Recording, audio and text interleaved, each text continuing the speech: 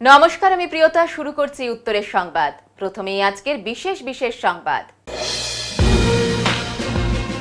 9 দফা দাবিতে all India কিষাণ ক্ষেত মজদুর সংগঠনের জলপাইগুড়ি শাখার সদস্যরা শহরে মিছিল করে জেলা শাসকের দপ্তরে উপস্থিত হলেন। দাবি পূরণ না হলে বৃহত্তর আন্দোলনে নামার হুমকি দিলেন তারা। উত্তরবঙ্গ উন্নয়ন দপ্তরের পক্ষ থেকে ডামডিং চা বাগানের নর্থ গ্রান্ট ডিভিশন থেকে চা বাগানের কারখানা পর্যন্ত প্রায় 3 কিলোমিটার পেভার ব্লকের রাস্তার কাজের শিলান্যাস হলো আজ।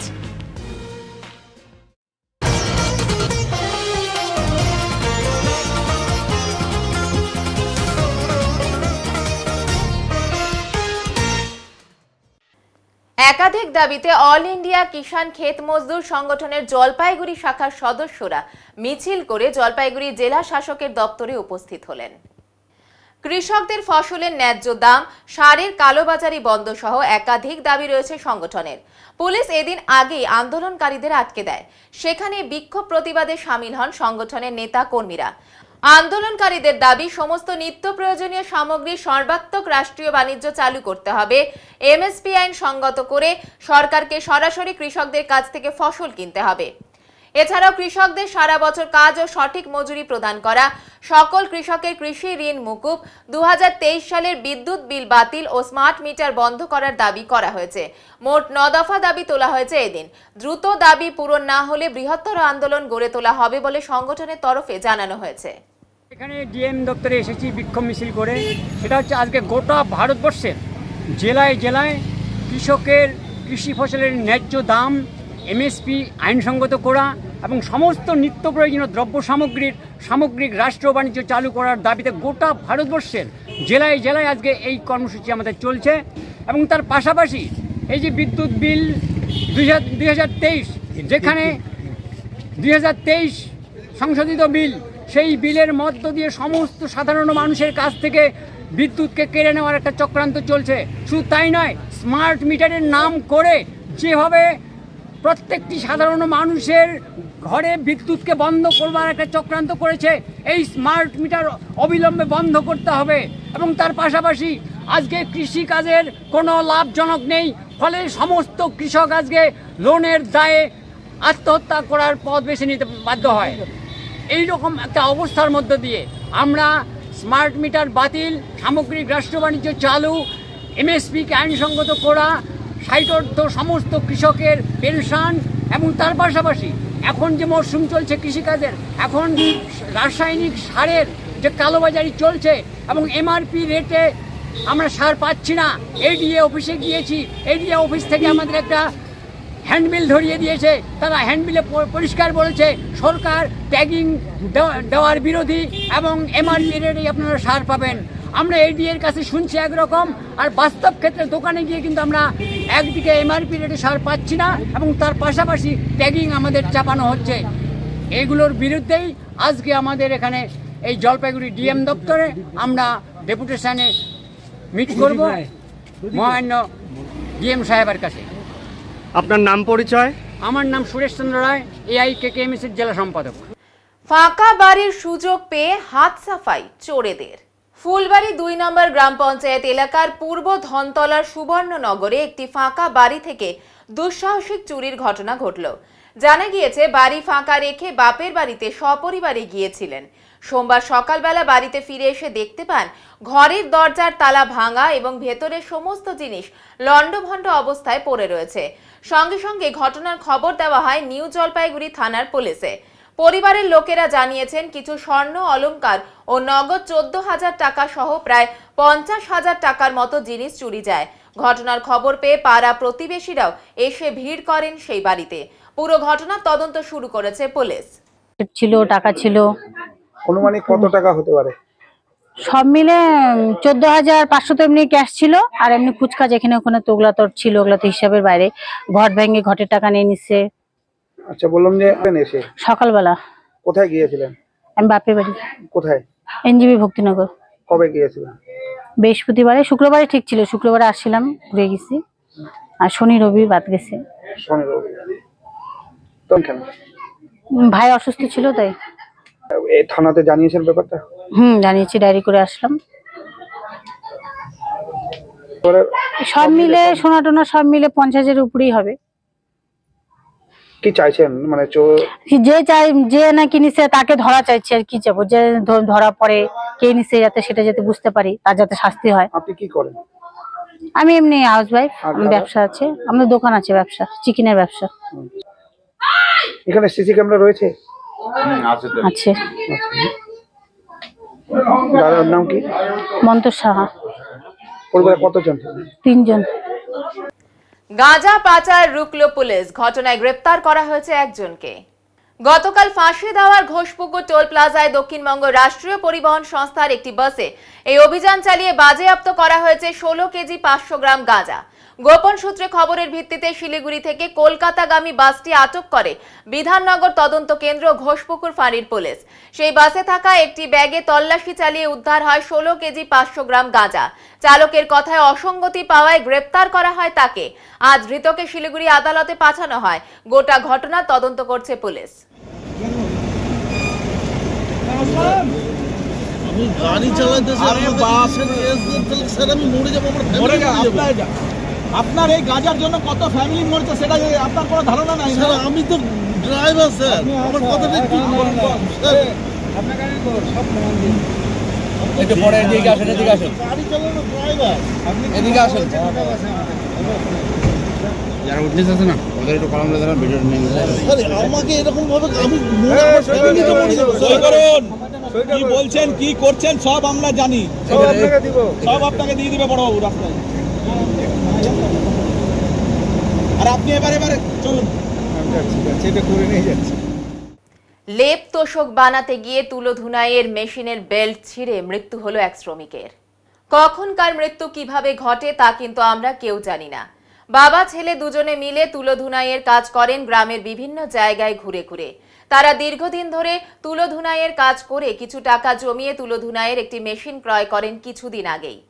কে বা জানে সেই মেশিনে তাদের কাল হয়ে দাঁড়াবে এবং সেই মেশিন তার ছেলের জীবন কেড়ে নেবে।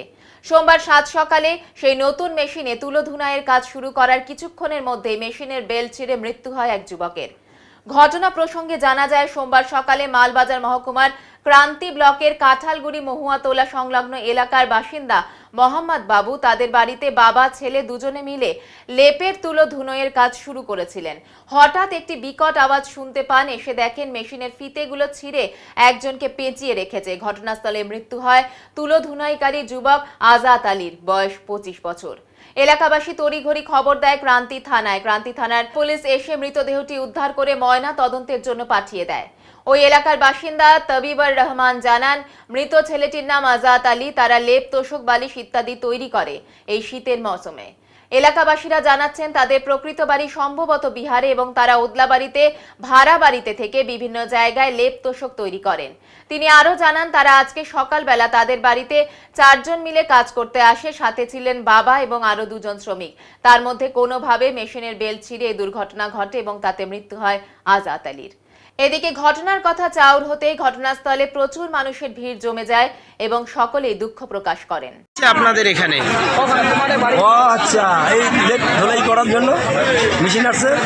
মেশিন স্টার্ট হওয়ার 7:30 তারা কি প্রতিনিয়ত এই গ্রাম অঞ্চলে এইভাবে কাজ করে? এইখানে গ্রামে কাজ করে, আগে হাত দিয়ে করতো, এখন আজকে নতুন মেশিন নিয়ে আসছে এখানে স্টার্ট দিতে। আচ্ছা, আজকে কি মানে আপনাদের বাড়িতে তুলোর জন্য কাজ করতে এসেছিল? তুলো বানার জন্য। তার নাম পরিচয় জানা গেছে? না, নাম জানি না। ছেলের নাম জানি, আজাদ। ওরা বাড়ি কোথায় ওদের? বাড়ি বিহারে। আর এদিকে কোথাও থাকতো? এখানে ওদলাবাড়িতে থাকে। তারা আজকে কতজন কাজে এসেছিল? 4 জন না 5 জন মনে হয়। কজন এসেছিল? 4 জন। তার পরিবারের কেউ? ওর বাবা আছে। আপনার নাম? আমার নাম তৈবুর রহমান। এই জায়গাটার নাম? ধারমাসগ্রাম। ঘরে বসে দেখা মেলে আকাশের চিকচিকে তারার। বাইরের ঝড় বৃষ্টি রোদ ছুঁয়ে যায় শরীর। না, এ কোনো প্রাকৃতিক দৃশ্য উপভোগ করার মনোরম গাথা নয়।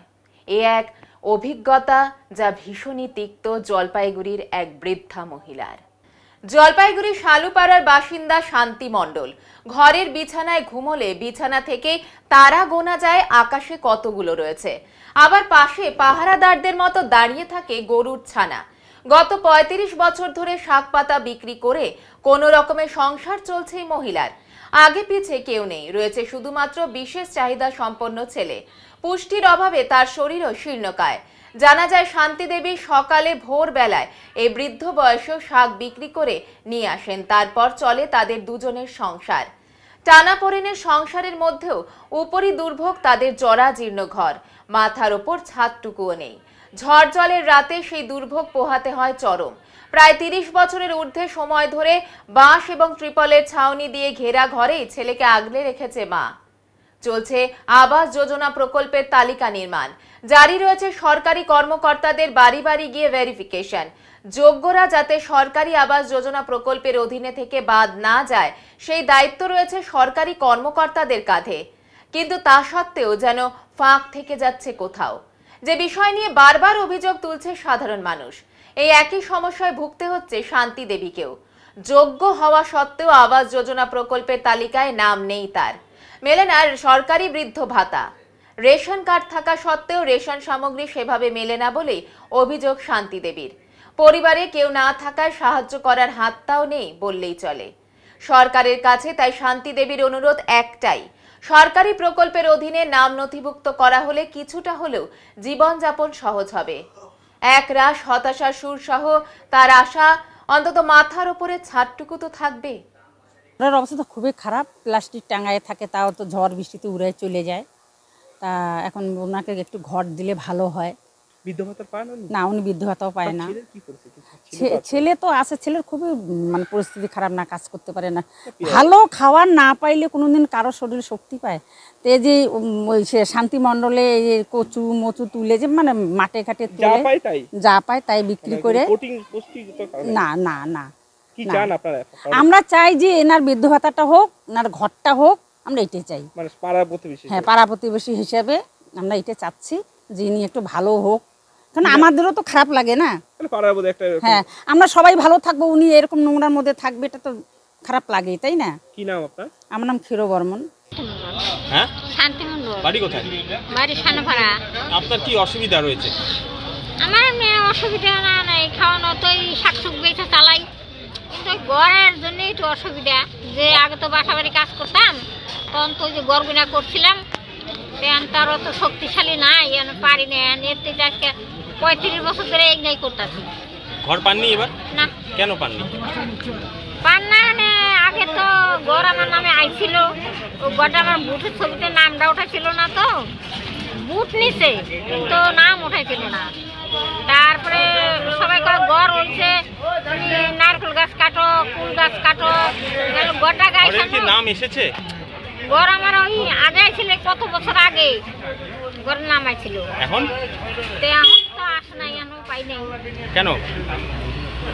এখন কম খাম্বা। পঞ্চায়েত কি বলে? পঞ্চায়েত আর কি বলবো, পঞ্চায়েত কইছে যদি ঘর আসে তে দিয়া যাবে তোমার, এইটা বলছে। এখন কিসে থাকেন? এই ছাপড়া ঘর আছে, ওই আগে বাসাইতে কাম করতাম না, বাসাইতে টাকা টাকা আইনে ওই ছাপড়া আছি। হ্যাঁ, লাউ ৪০। এবার নিয়ে নিচ্ছি ছোট্ট একটি বিরতি, সঙ্গে থাকুন, ফিরে আসছি একটু পরে। সব সময় সব দিকের সব খবর পেতে সাবস্ক্রাইব করুন, বেল আইকনটি প্রেস করে আপডেট থাকুন।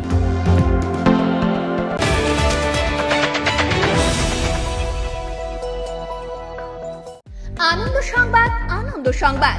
টিভিএস কোম্পানির যে কোনো বাইক কিনুন সবচেয়ে কম দামে, সাথে থাকছে ন্যূনতম ডাউন পেমেন্ট এবং অত্যন্ত কম সুদে লোনের সুব্যবস্থা এবং কম খরচে অত্যাধুনিক ওয়ার্কশপে গাড়ি সার্ভিসিং এর সুবিধা।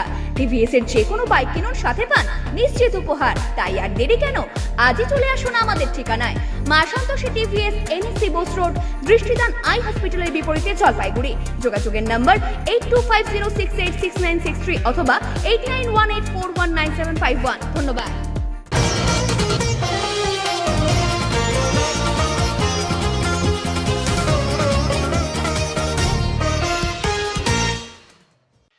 ডামডিঙে উত্তরবঙ্গ উন্নয়ন দপ্তরের পক্ষ থেকে পেভার ব্লকের রাস্তার শিলান্যাস। উত্তরবঙ্গ উন্নয়ন দপ্তরের পক্ষ থেকে সোমবার ডামডিং চা বাগানের নর্থ গ্র্যান্ড ডিভিশন থেকে চা বাগানের কারখানা পর্যন্ত প্রায় 3 কিলোমিটার পেভার ব্লকের রাস্তার কাজের শিলান্যাস হয়। 2.80 কোটি টাকা ব্যয়ে নির্মাণ হতে যাওয়া এই রাস্তার শিলান্যাস অনুষ্ঠানে উপস্থিত ছিলেন মাল পঞ্চায়েত সমিতির সহসভাপতি সুশীল কুমার প্রসাদ, জেলা পরিষদের সদস্য পূর্ণিমা মাহালি টার্কি, ডামডিং গ্রাম পঞ্চায়েতের প্রধান সুজিতা টেটে, চা বাগানের ডেপুটি ম্যানেজার অরবিন্দ রায় সহ অন্যান্যরা। এদিন রীতিমতো পুজো দিয়ে নারকেল ফাটিয়ে শিলান্যাস হয়। সুশীল বাবু জানান, এই এলাকার মানুষের দীর্ঘদিনের দাবি এই রাস্তার, অবশেষে সেই আশা পূরণ হচ্ছে। ঝাঁ চকচকে এই রাস্তার 3 মিটার প্রস্থ থাকবে। আগামী 6 মাসের মধ্যেই কাজ শেষ হবে। এই রাস্তা সম্পূর্ণ হলে শ্রমিকদের যাতায়াতের পক্ষে সুবিধে হবে। এদিন শিলান্যাস অনুষ্ঠানে চা বাগানের শ্রমিকেরা উপস্থিত ছিলেন। তাদের মুখে খুশির আভাস দেখতে পাওয়া যায়।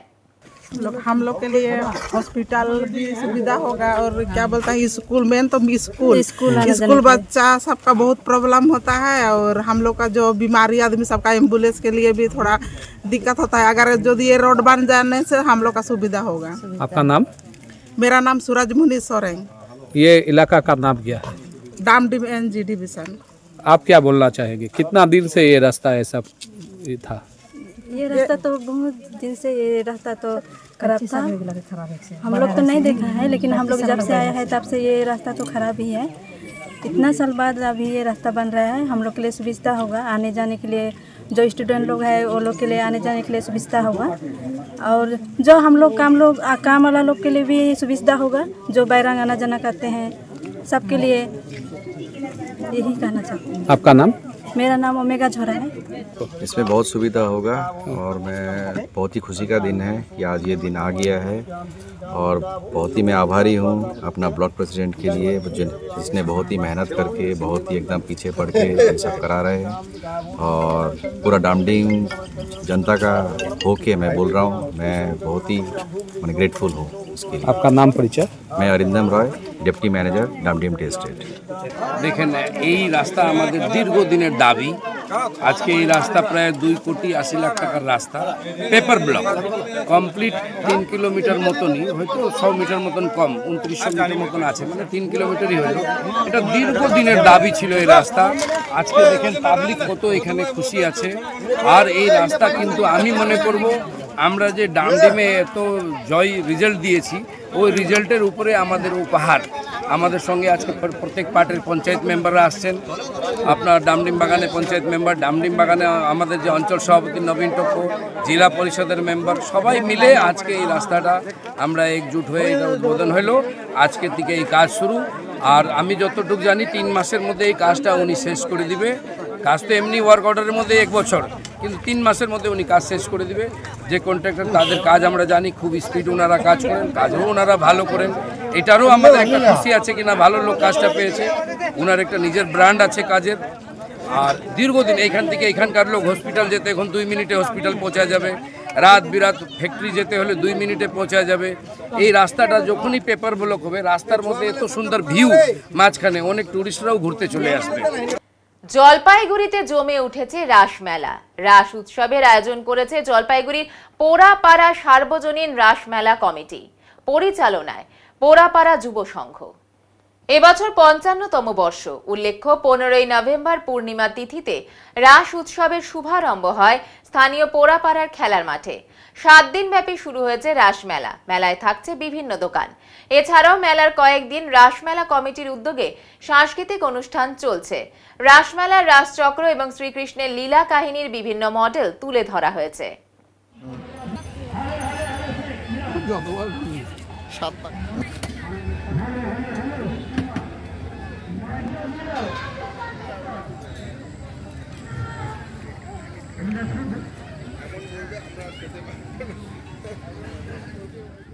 আতঙ্কের অবসান, অবশেষে খাঁচা বন্দি চিতা।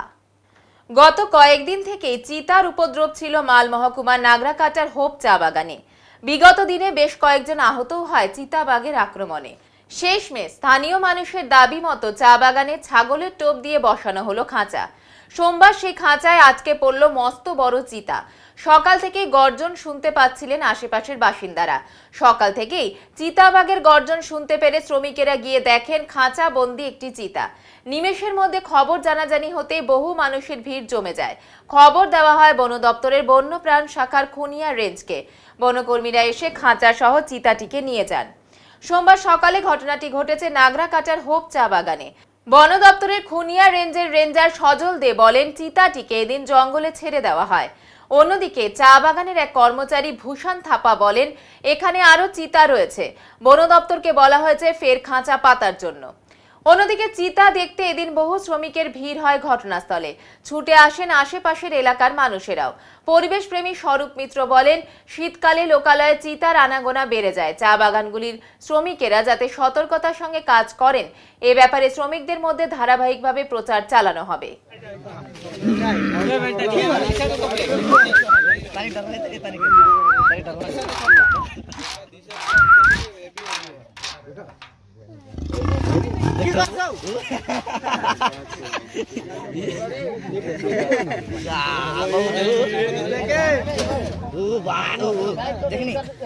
জলপাইগুড়ি শহরের মাসকালাই বাড়ি শ্রী শ্রী পঞ্চমুখী হনুমান মন্দিরের প্রতিষ্ঠাতা কররপতি মহারাজের তিরোধান দিবস পালিত হলো আজ সোমবার। আজ এই নিয়ে মন্দিরে একটি অনুষ্ঠানের আয়োজন করা হয়। কররপতি মহারাজ বুড়া বাবা বলেই অনেকের কাছে পরিচিত। আজ তার 41তম তিরোধান দিবস। মন্দির কমিটির সম্পাদক প্রদীপ বসাক বলেন, আমরা কররপতি মহারাজের তিরোধান দিবস উপলক্ষে একটি অনুষ্ঠানের আয়োজন করেছি। অনুষ্ঠানে প্রসাদ বিতরণ যেমন রয়েছে, তেমনি সন্ধ্যাবেলায় নাম কীর্তন অনুষ্ঠিত হচ্ছে, তার সাথে থাকছে আরতি। স্থানীয়দের উপস্থিতিতেই এই অনুষ্ঠানের আয়োজন বলে তিনি জানান।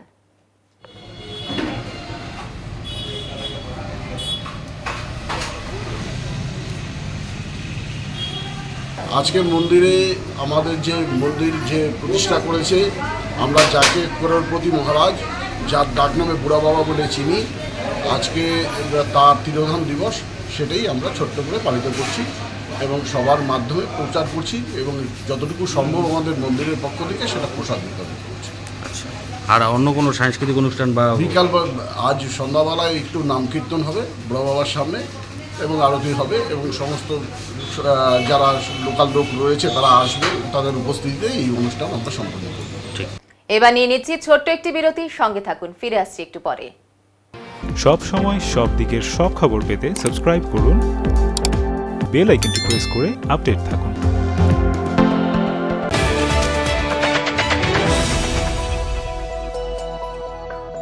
জলপাইগুড়ি পাহাড়পুর মোড়ের ওপর পেট্রোল পাম্পের পাশে রাজভবন এক এক্সক্লুসিভ বা তুলনাহীন ভবন, এই জন্য যে এই ভবনের ভেতরে যাওয়ার পর আপনাদের আবদ্ধ মনে হবে না। চারিদিকে বড় বড় কাঁচের জানালা থেকে দূরের পাহাড়, সবুজ মাঠ, গাছ, দিঘির জলের পদ্ম, নানা জাতের পাখি দেখতে পাবেন। থাকছে পার্কিং এর বিশেষ সুবিধে। তাই আপনাদের ছেলে মেয়েদের বিয়ে দিতে অবশ্যই ভাবতে হবে রাজভবনের কথা, যেখানে বিয়ে হবে রাজকীয় ভাবে। এছাড়া কনফারেন্স, মিটিং, গেস্ট রুম, অন্নপ্রাশন বা অন্যান্য সামাজিক ক্রিয়ার জন্য উপযুক্ত জায়গা এই রাজভবন।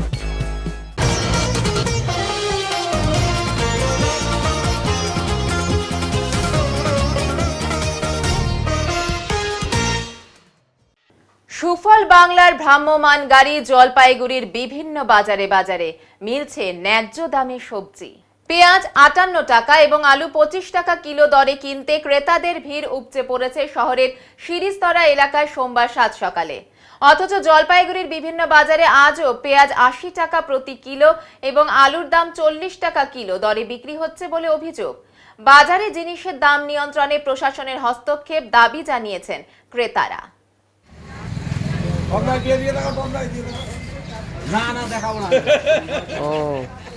তাহলে কি কোথায় কিভাবে কি করছেন আজকে? আজকে তো সোমবার, পরপর এই দাম বাজারে একটু বেশি বলছে, আপনাদের কি দাম?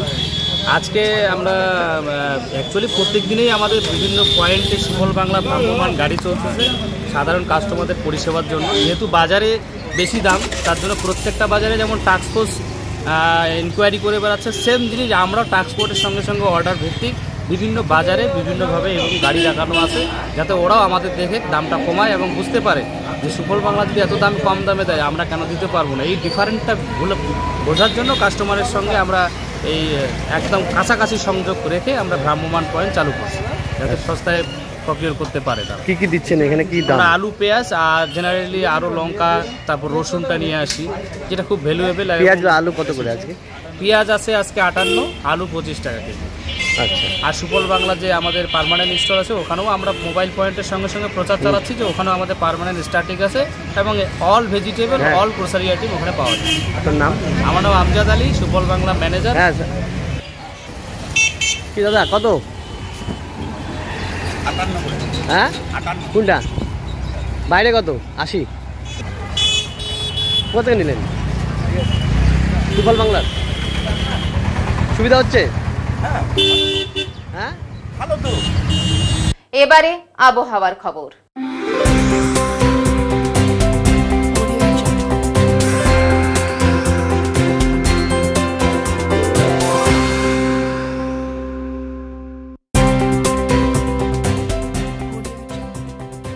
কেন্দ্রীয় আবহাওয়া দপ্তরের জলপাইগুড়ি কেন্দ্র থেকে পাওয়া তথ্য অনুযায়ী সোমবার দিনের সর্বোচ্চ তাপমাত্রা ছিল 31.0 ডিগ্রি সেলসিয়াস ও সর্বনিম্ন তাপমাত্রা ছিল 17.5 ডিগ্রি সেলসিয়াস। শেষ করবার আগে আজকের বিশেষ বিশেষ সংবাদ আরো একবার। 9 দফা দাবিতে অল ইন্ডিয়া কিষাণ ক্ষেত মজদুর সংগঠনের জলপাইগুড়ি শাখার সদস্যরা শহরে মিছিল করে জেলা শাসকের দপ্তরে উপস্থিত হলেন। দাবি পূরণ না হলে বৃহত্তর আন্দোলনে নামার হুমকি দিলেন তারা। উত্তরবঙ্গ উন্নয়ন দপ্তরের পক্ষ থেকে ডামডিং চা বাগানের নর্থ ব্রাঞ্চ ডিভিশন থেকে চা বাগানের কারখানা পর্যন্ত প্রায় 3 কিলোমিটার পেভার ব্লকের রাস্তার কাজের শিলান্যাস হলো আজ। উত্তরের মন পরিবেশিত উত্তরের সংবাদ এখনকার মতো এই পর্যন্তই। নমস্কার।